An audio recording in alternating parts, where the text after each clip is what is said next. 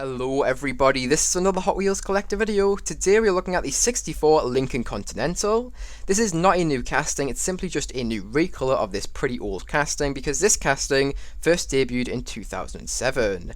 I will mention that this recolor of this car does feature in the 2023 Q case. I will also mention that this car features in the 2023 Hot Wheels Slammed miniseries and is car number 5 out of 5 in that set. I will also mention that this is car number 246 out of 250 for 2023. But anyways, let me tell you where I actually found this car then. So I found this car in a local Aldi store at the price of £1.69. That's sort of the standard price here in the UK for mainlines. Aldi stores classify Hot Wheels as a special buy, and essentially that means once they're gone, they're gone. They don't get them in for about a year, so a really long time.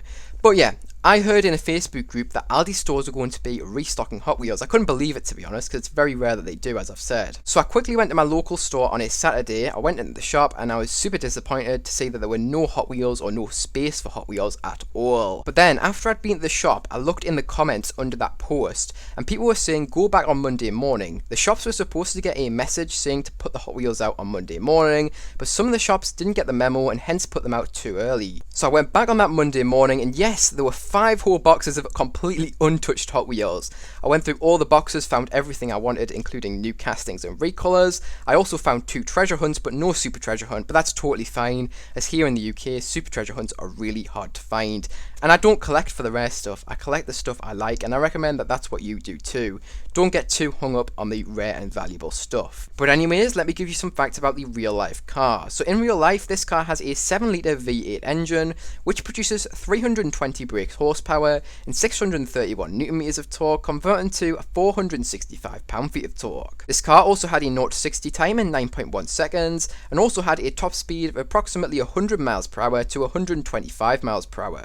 That converts to 161 kilometers per hour to 201 kilometers per hour. This generation of Lincoln Continental was produced between 1961 and 1969, and this car was also rear-wheel drive and had a 3-speed manual transmission. About 36,300 units of the 1964 Lincoln Continental were produced, which is what we are taking a look at today in the Hot Wheels form, and this car weighs about 5,050 pounds, which converts to about 2,290 kilograms.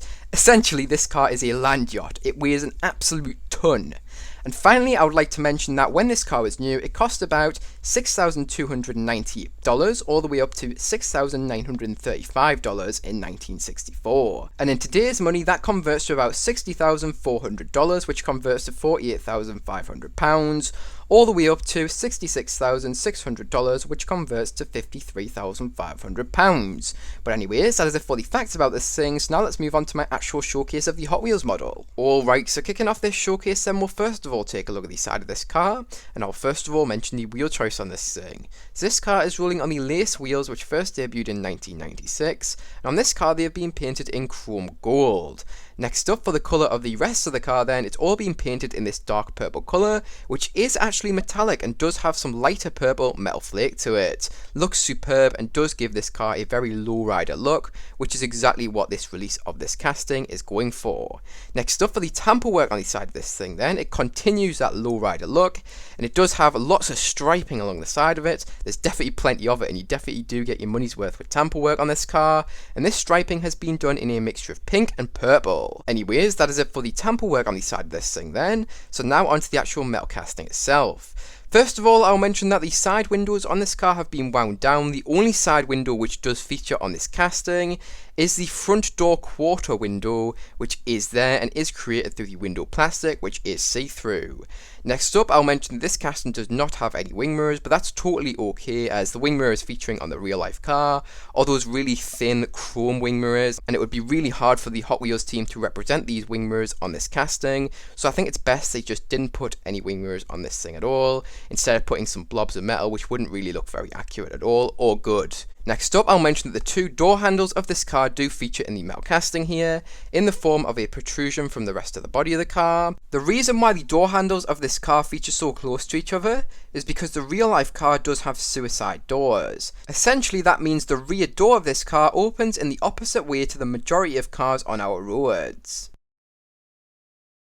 I would also like to mention that the portion of this car where the chrome trim is on the real life car is represented in this casting through an indentation, which does run all the way along the side of this thing. Great attention to detail from the Hot Wheels team. And that is it for the casting, so now onto the plastic usage then. So first of all, I will mention that the rear bumper portion of this car does continue around to the side of the car, and that is created through the chrome gold painted base plastic. I will also mention that the side skirt of this car has been created through that same base plastic, and so has the front bumper of this car, which also does continue around to the side of this car as well. Anyways, that is it for this side of the car. Now let's move on to the front of this thing.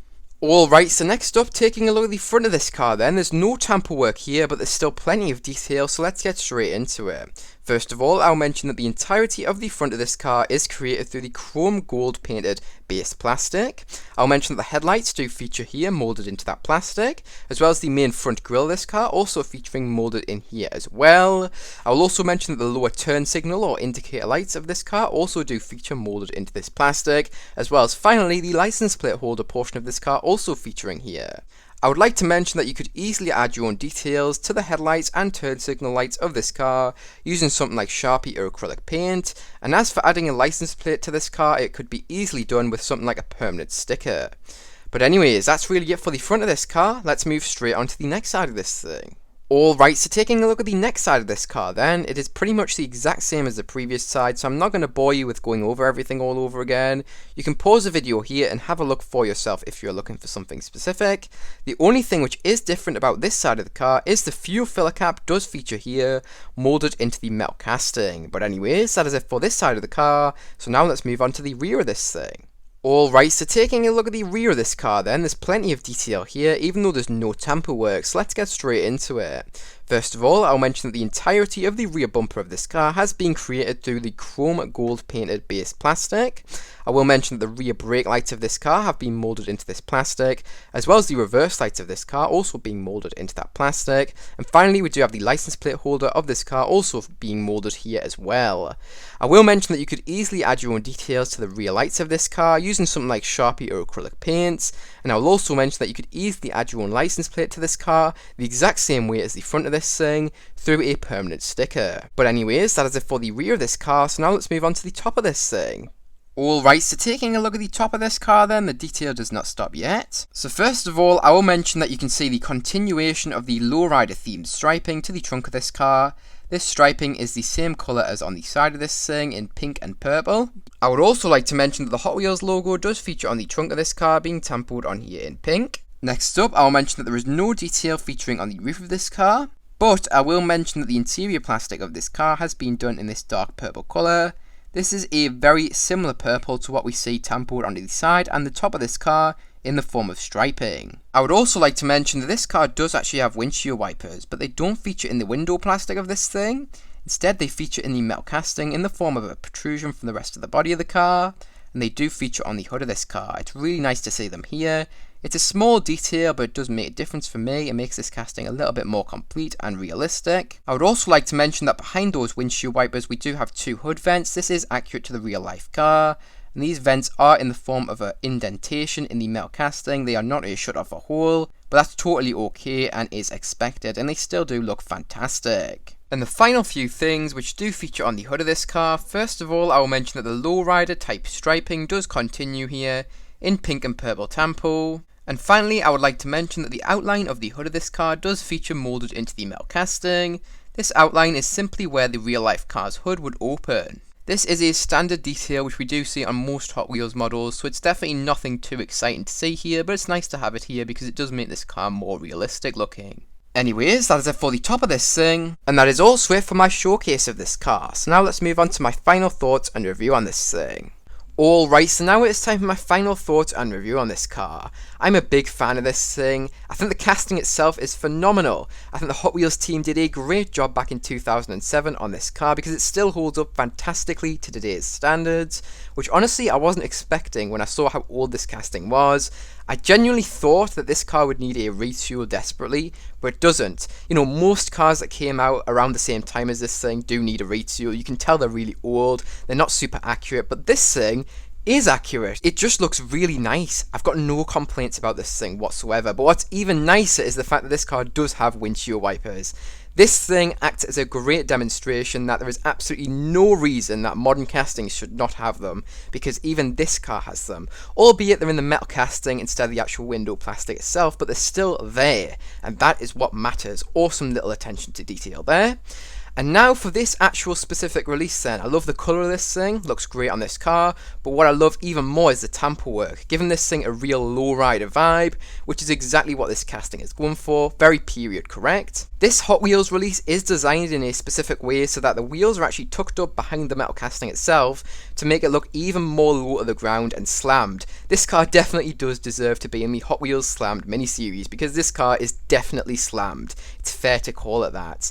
I also love the wheel choice on this thing, giving it a very modified look and again a very lowrider vibe, because a lot of lowriders of this time did have like gold coloured wheels. They were very exaggerated, and lots of the modifications that they used to put on lowriders nowadays would be condemned if you put them on modern cars. But yeah, it was a really cool time to be customizing cars back then, because there were a lot of unique modifications you would do back then which you just wouldn't do nowadays. And the final few things which I do want to mention, first of all, I love the purple interior plastic, looks great with this thing. I love the fact that they've kind of matched that purple with the tamper work.